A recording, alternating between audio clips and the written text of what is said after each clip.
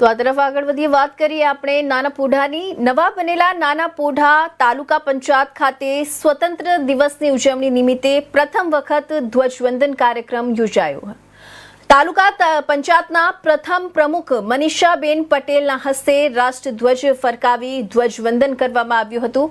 આ પ્રસંગે મનીષાબેન પટેલે દેશને આઝાદી અપાવવા પોતાના જીવનનું બલિદાન આપનાર વીર શહીદોને યાદ કરી તેમને નમન કર્યું હતું। તેમને દેશના વિકાસ માટે સૌ સાથે મળીને એકજૂથ થઈ આગળ આવવા આહવાન કર્યું હતું। કાર્યક્રમમાં તાલુકા વિકાસ અધિકારી પ્રિતેશ બારિયા, એપીએમસી ચેરમેન મુકેશ પટેલ સહિત આગેવાનો, અધિકારીઓ અને કર્મચારીઓ ઉપસ્થિત રહ્યા હતા।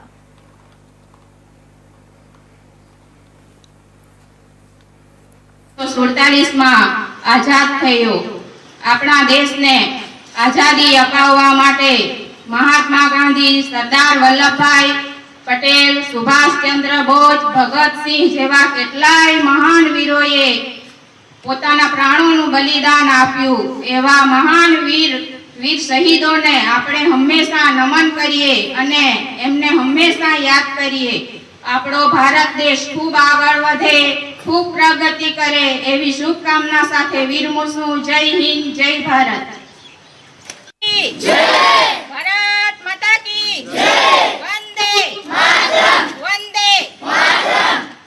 સૌને નમસ્કાર અને સૌને 15મી ઓગસ્ટ સ્વતંત્ર દિવસની ખૂબ ખૂબ શુભકામનાઓ। આજે આપણો ભારત દેશ અને આપણે 80માં સ્વતંત્ર દિવસની ઉજવણી કરી રહ્યા છીએ। ધ્વજવંદન કાર્યક્રમમાં તો